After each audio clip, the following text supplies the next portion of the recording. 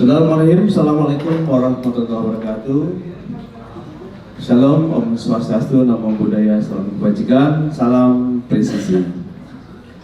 Rekan-rekan sekalian, pada siang hari ini saya akan menyampaikan update terkait dengan penanganan kasus yaitu tindak pidana identiti theft dan pencemaran nama baik ya, yang ada di tangannya oleh Direktorat Reserse Cyber Polda Jabar. Ya. Nanti rekan-rekan akan bertemu dengan ini, ada Dir TPPU yang baru ya, Kombes Rumi ya. Dan ini sebelah kita adik ganteng kita ya, Amarita Kasubdit di Cyber. Rekan-rekan sekalian, bahwa update ini perlu kami sampaikan karena banyaknya kasus-kasus yang sama yang terjadi di Indonesia ini ya, sehingga ini jadi sorotan publik dan beberapa kasus tuh jarang bisa diungkap dan sampai selesai. Nah itu kami sampaikan kepada rekan-rekan sekalian bahwa kami bekerja secara profesional ya, kita bekerja secara kontinu dan kita akan memberikan pelayanan keadilan bagi masyarakat yang dirugikan. Untuk itu di sini kami akan sampaikan proses dari press conference ini. Yang pertama nanti saya akan menyampaikan sebagai awal dan kemudian nanti sampai kepada modus operandi, nanti saya berikan kesempatan kepada Kasubdit ya, dan nanti yang berikutnya terkait dengan tersangka dan sampai kepada penjatuhan pasal nanti biar Kasubdit lagi, dan terakhir nanti saya penutup ya. Rekan-rekan sekalian, bahwa kegiatan laporan ini diawali pada laporan LPB 684 12 Romawi 2025 SPKT Polda Jabar, yaitu dilaporkan pada tanggal 17 Desember 2025 atas nama pelapor Heni Purnamasari ya, atau Heni Sagara terkenalnya. Rekan-rekan sekalian, dari laporan polisi ini kami tindak lanjuti dengan surat perintah penyidikan dengan nomor SP Sidik 1 Romawi Res 2.5 2026 Dinas Siber tanggal 13 Januari 2026. Kemudian kami juga melakukan surat yang dikeluarkan oleh Bapak Kapolda dan SPDP. Jadi surat dimulainya penyidikan ini ya dengan nomor SPDP 142 Romawi Reserse ya 2,5 tahun 2025 pada tanggal 19 Desember 2025 ya. Jadi rekan-rekan sekalian, ini merupakan prosedur proses penyidikan kami.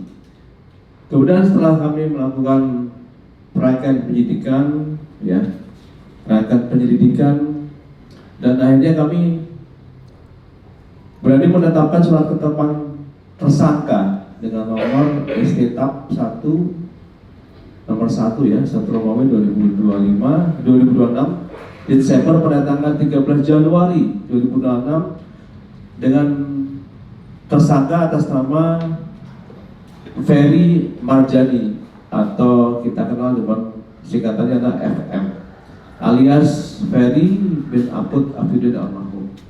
Kemudian yang kedua adalah penetapan tentang tersangka nomor 2 1 Romawi 2026 Desember pada tanggal 13 Januari 2026 atas nama Restu Rizky Ramdhani atau disingkat RR R 3 kali ya. Kemudian surat perintah penangkapan nomornya SPK 1 Romawi 2026 Desember pada tanggal 13 Januari atas nama tadi ya FM ya. Kemudian surat perintah penangkapan kepada RR tadi ya, Restu Rizky Ramdhani. Kemudian kami juga melakukan surat perintah penahanan, dia melakukan surat perintah penahanan pada tanggal 14 Januari 2026 kepada Dua tersangka ini dengan Sprinhan nomor 1 dan nomor 2 tahun 2026. Untuk TKP-nya, pelaporannya ada di wilayah hukum Polda Jawa Barat.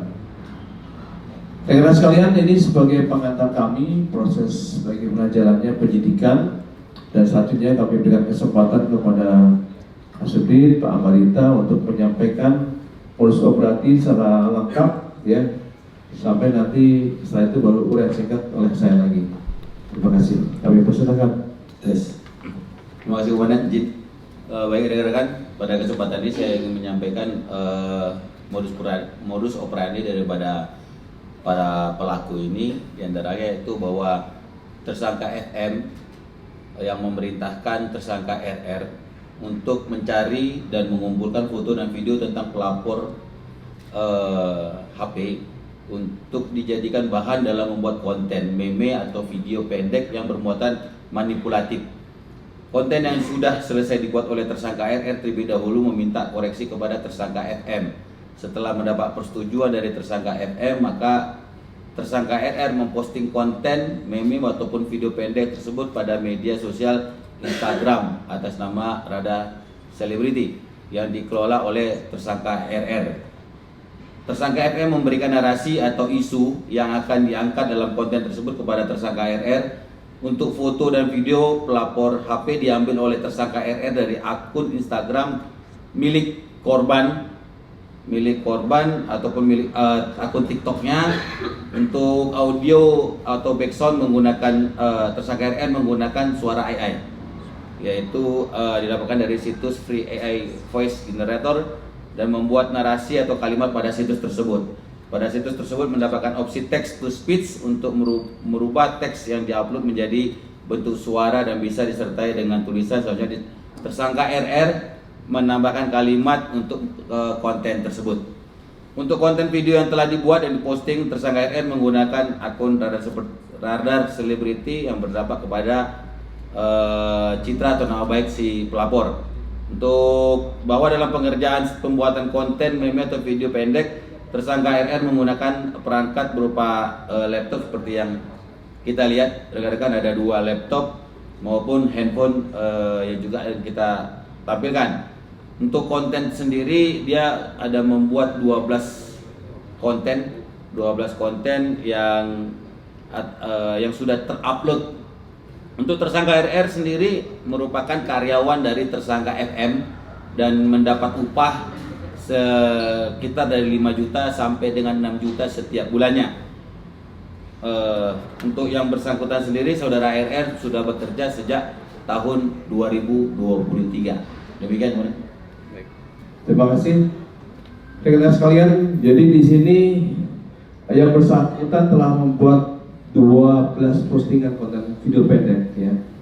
Dan saudara tersangka RR ini mendapatkan imbalan 6 juta untuk tiap bulannya, dan apabila dia bekerja kurang lebih dari tahun 2023, dia mendapat imbalan kurang lebih 150 juta. Rekan-rekan sekalian, untuk ada penuturan singkat bahwa telapor menggugah di platform media sosial Instagram dengan nama akun Instagram @radarselebriti, yang mana postingan dari akun Instagram Radar Selebriti ini diduga telah mencemarkan nama baik pelapor dengan melakukan manipulasi berita, yang di mana berita berupa postingan konten meme atau video dari akun tersebut seolah-olah benar adanya, fakta adanya.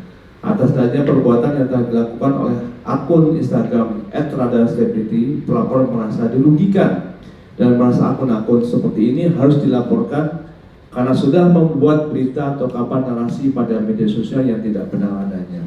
Dengan sekalian, atas keberatan ini yang bersangkutan melaporkan, dan tersangka ini ada 2, yaitu saudara FM wira swasta dan dia berKTP Garut, ya. Kemudian saudara RR juga wira swasta, ya, di Kabupaten Garut juga. Wira swastanya ini membuat akun-akun TikTok seperti ini, ya. Kemudian ada pun saksi-saksi yang sudah kita periksa, ini saudara HP, saudara MSR, saudari FS, saudari NN, ada saudara Agape, saudara DM, AS, RA, dan AB. Rekan sekalian, untuk barang bukti walaupun sudah diperlihatkan di sini, bisa kami sampaikan bahwa yang pertama dari saudara RR. Saudara RR ini ada satu unit handphone dengan merek iPhone ya 15 Pro Max warna silver ya. Sudah dilakukan penyitaan ya, ada lebarnya di situ. Kemudian dari saudara FM itu satu unit handphone dengan merek iPhone 16 ya Pro warna putih ya. Sudah dilakukan penyitaan juga, dan satu laptop merek MacBook Air M4 warna biru tua ya. Ini sudah dilakukan penyitaan juga, dan satu buah laptop merek Asus ya ROG warna hitam sudah dilakukan penyitaan juga ya rekan-rekan. Nah, sekarang kita berikan lagi kepada Kasubdit ya undang-undang dan pasal serta ancaman hukumannya, silakan. Baik, berhubung karena laporan ini adalah sebelum berlakunya undang-undang KUHP, jadi kami masih menerapkan di pasal 27A Undang-Undang RI nomor 1 tahun 2024 tentang ITE, sebagaimana telah dirubah acuannya menjadi pasal 433 ayat 1 junto ayat 2 junto pasal 441 ayat 1 Undang-Undang nomor 1 tahun 2023. Untuk kemudian pasal 51 ayat 1 junto pasal 35 Undang-Undang RI nomor 1 tahun 2024 tentang perubahan kedua ITE. Kemudian pasal 20 huruf B, huruf D, dan pasal 21 ayat 1 huruf B Undang-Undang RI nomor 1 tahun 2023 tentang KUH pidana yang baru. Untuk isi pasalnya, setiap orang dengan sengaja atau tanpa hak atau melawan hukum melakukan manipulasi, penciptaan, perubahan, penghilangan atau pengrusakan informasi elektronik dan atau dokumen elektronik dengan tujuan agar informasi elektronik dan atau dokumen elektronik tersebut dianggap seolah-olah data yang otentik, dan atau dengan sengaja menyerang kehormatan atau nama baik dengan cara menuduhkan suatu hal dengan maksud supaya hal tersebut diketahui umum dalam bentuk informasi elektronik dan atau dokumen elektronik yang dilakukan melalui sistem elektronik atau dilakukan dengan tulisan atau gambar yang disiarkan, dipertunjukkan atau ditempelkan di tempat umum dipidana karena pencemaran tertulis.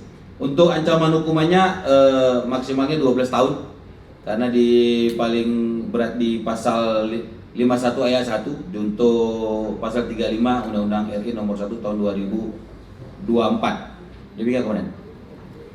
Baik rekan sekalian, jadi di sini untuk pasal yang kita terapkan banyak ya, tetapi ada pasal 51, ada 433 ya, ayat 1 ayat 2, ada 441 ya, dan pasal 20 huruf B dan sebagainya. Tapi di sini hukuman yang maksimal tadi di pasal 51 ayat 1 tadi itu adalah 12 tahun penjara. Rekan-rekan sekalian, bahwa dengan proses hukum ini telah dilakukan penahanan terhadap tersangka FM dan tersangka RR sebagaimana diatur dalam Undang-Undang Republik Indonesia nomor 20 tahun 2005 ya, tentang Kitab Undang-Undang Hukum Acara Pidana bagian keempat tentang penahanan pada pasal 9. Nah, rekan-rekan sekalian, di sini menyatakan bahwa di huruf B memberikan informasi tidak sesuai dengan fakta pada saat pemeriksaan. Huruf B telah berupaya merusak dan menghilangkan barang bukti ya. Dan huruf H mempengaruhi saksi untuk tidak mengatakan kejadian sebenarnya. Ini ada upaya-upaya yang dilakukan oleh tersangka tadi dalam proses penyidikannya. Tetapi alhamdulillah ini sudah kita selesaikan, dan rekan sekalian, ini merupakan jawaban dari banyaknya keluhan ya, banyaknya keluhan para usahawan ya, yang dihancurkan oleh beberapa konten-konten yang hanya untuk menjatuhkan usaha. Nah, ini kadang-kadang usaha wira swastanya adalah untuk menjatuhkan, dan ini adalah jawaban yang diberikan oleh Polda Jabar untuk kita berikan rasa adil kepada yang bersangkutan. Dan tentu saja masih banyak korban-korban yang lain, dan kami juga siap untuk memberikan pelayanan penegakan hukum. Rekan-rekan sekalian, dari sini proses konferensi terkait dengan tindak pidana pencemaran baik sudah selesai, tapi kami berikan kesempatan kepada rekan-rekan untuk memberikan pertanyaan ya, dua dulu lah sementara. Silakan nanti sebutkan dari mana dan apa pertanyaan, silakan. Ya. Baik, jadi untuk saudara FR ini sebagai daripada ketua kelompok dari tim ini. Namun yang masih terlibat dalam kegiatan kita ini adalah baru dua orang ini. Untuk dari keterangan daripada si tersangka ini masih berubah-ubah, karena dari pertama dia memberikan keterangan bahwa yang bersangkutan sakit hati dengan si korban. Namun si korban sendiri sudah kita konfirm bahwa korban tidak kenal dengan si tersangka. Kemudian ketika pemeriksaan sebagai tersangka, si tersangka ini juga merubah keterangannya, yaitu dia dengan maksud untuk, karena ini konten tersebut adalah sedang viral, dia biar akunnya ini juga ikutan naik trending, jadi FYP juga, jadi dia ikut-ikutan.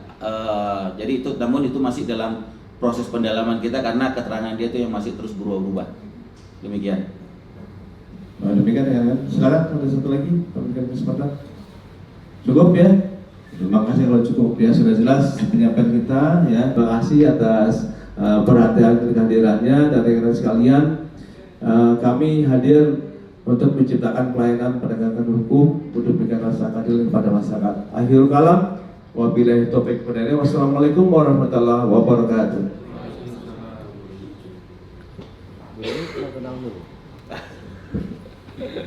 Ya, oke gitu.